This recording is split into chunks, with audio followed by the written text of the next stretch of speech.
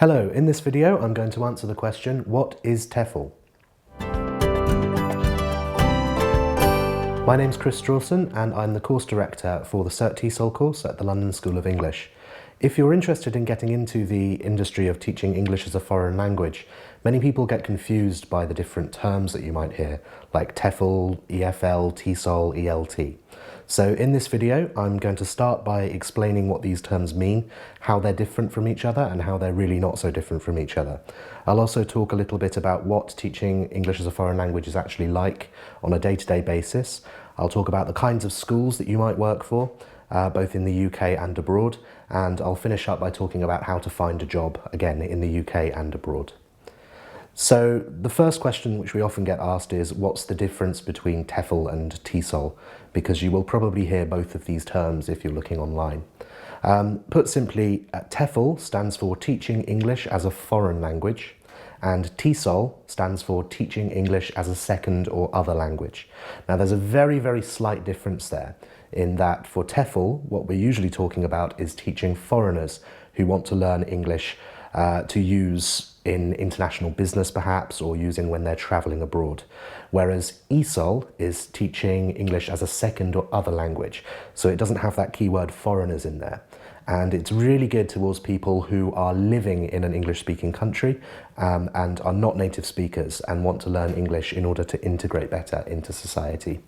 Now, in practice, when it comes to teaching TEFL or TESOL, the job is very, very similar. The main difference is the kinds of people that you're teaching. And in many schools, you'll be teaching a class which is a mix of people who have moved to the country where you're teaching, and also, if you're teaching abroad especially, foreigners who are learning it as a foreign language. So to all intents and purposes, they are pretty much the same, and the terms are often used quite interchangeably. So don't panic if you see something which says TEFL and what you want is TESOL or vice versa. It's pretty much the same. Another term which you might hear is ELT, which stands for English Language Teaching, and again this is just a catch-all term for teaching English as a foreign language or as a second or other language. So I'd also like to talk about what a TEFL teacher or a TESOL teacher actually does on a daily basis. Now the great thing about this career is that it's very, very versatile. You can teach lots of different types of courses, lots of different types of English. So many people will teach what we call GE or General English, which is just English for all kinds of purposes, focusing on grammar, vocabulary, speaking, reading, writing and listening. But sometimes you might be teaching English for more specialist purposes. So you might, for example, end up teaching exam courses or exam preparation courses for people who need to take a qualification in English.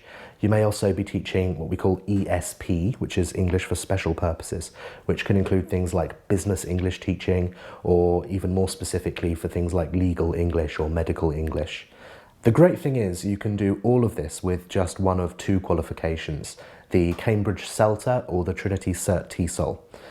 Both of these are initial teacher training qualifications. They're designed for people who haven't got any previous qualifications in teaching or any experience. And they will allow you to do all of the stuff I've already mentioned.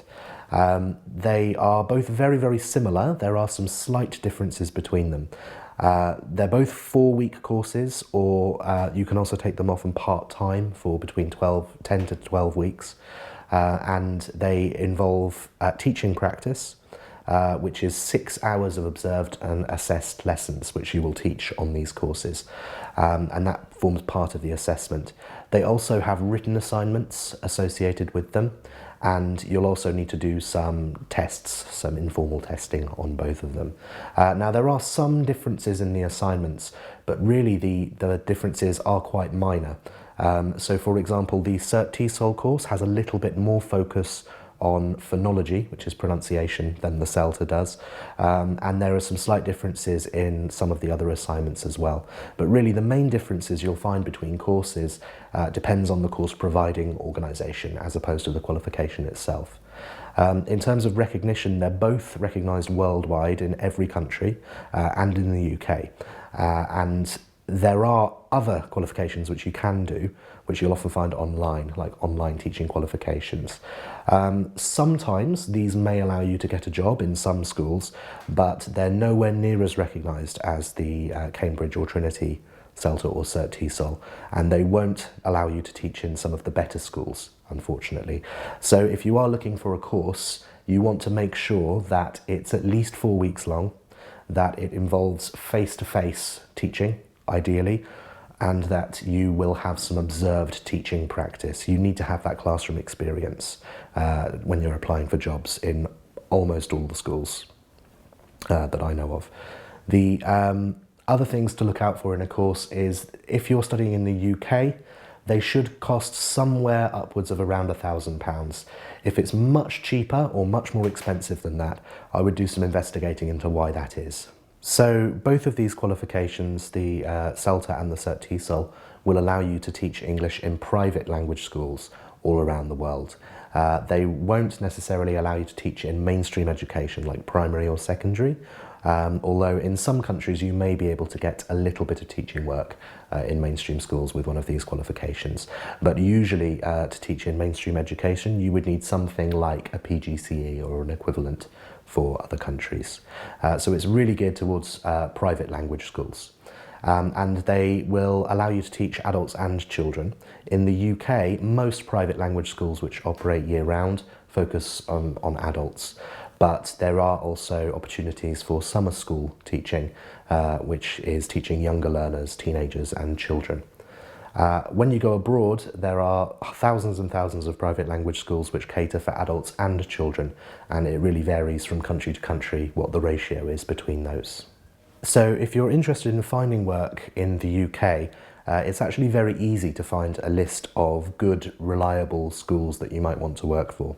And that's because in the United Kingdom, language schools are usually accredited by something like the British Council, which is an accrediting body, and they put their stamp of approval on a school, and that proves that it's going to be a good school to work for, which offers good quality education and is also a fair employer.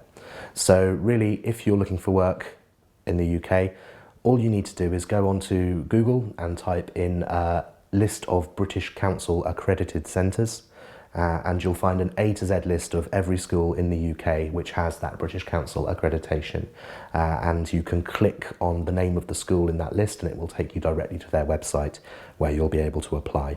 I'm not claiming that people who aren't on that list are necessarily bad employers, but it's a good, reliable way of checking to see if a school is worth you applying to.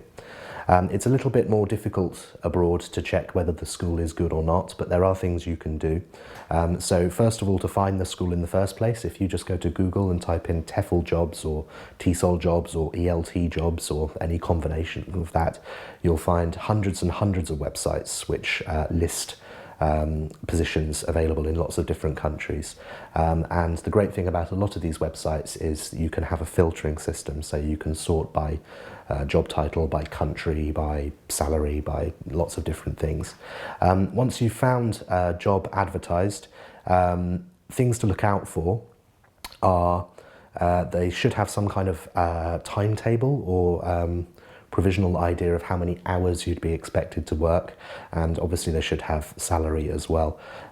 Often when you're in this industry, you're paid for your classroom hours only, and you will be expected to do a little bit of admin, a little bit of kind of keeping registers and leaving lesson notes and things like that as well. And the amount of admin you'll be required to do does vary quite a lot from school to school. Some schools will pay you an admin rate for that, others won't. And really that should mean that the hourly rate for your teaching hours reflects the fact that you'll also have to plan lessons and do the admin associated with them. So when you're looking at job advertisements online, it's a good sign if you can see quite a detailed account of how much you'll be paid and exactly how many hours of work, both inside and outside of the classroom, you'll be expected to do. And if they're not advertising that in the job advertisement, it's definitely a question that's worth asking when you apply. There are also various English language teaching forums available on the internet, which can be a good place to go if you want to find further information about schools abroad, particularly the larger companies that have many branches. Often you'll find some information on there about what it's really like to work for them. And if possible as well, try to contact somebody who works for them already. Many schools will be quite happy to put you in touch with a current employee, and if it's possible, it's always worth getting the real information directly from them rather than from the job advertisement or the employer directly. Another thing which is really worth investigating when you're looking for jobs abroad is how much support you'll be given in moving there and getting set up there. Some countries are very easy to move to. You don't need a visa necessarily, and it's quite easy to get a bank account and find housing and things like that, particularly in countries where English is quite widely spoken. Other countries can be a lot more difficult. The visa application process can be quite impenetrable. You might need to get translators involved, and setting up things like bank accounts can be quite difficult. So ideally, an employer abroad would be able to offer some assistance with getting you all settled in and comfortable. So many people who go into teaching English as a foreign language do so to travel a little bit and earn some money while they're doing it. But a lot of others go into it as a career option, and there are some career progression paths which are available to you with one of the qualifications, the Cambridge Celta or the Trinity CertTESOL. Now, with those initial qualifications, you will be able to find work initially as a teacher. You may be able to get promoted to a position called senior teacher, which is usually just a more experienced teacher who is a little bit of a mentor in the staff room and responsible for welcoming and possibly doing limited training with new teachers. Beyond that, if you want to progress your career, you can look into doing the diploma level qualification, which is the next level of qualification up. And again, there are two diplomas, one offered by Cambridge, which is called the Delta, and the other one offered by Trinity, which is called the TESOL. And these qualifications will open the doors to progress your career into areas such as management or teacher training, becoming a teacher trainer, or even into developing materials and publishing things like course books. So the last thing I'd like to say in this video is that this is a very fun career, and I'd recommend it to anyone. A lot of people who start teaching English plan to do so for a year or two while they travel, but many of us stick with it because it's a very, very variable career. You can find yourself teaching different types of courses from year to year, traveling around from country to country, meeting lots of interesting people. So I really would recommend it to anyone. And if you are interested in applying for this kind of career, we do offer the Trinity CertTESOL course at the London School of English. And if you like this video, please subscribe to our YouTube channel and share. Thank you.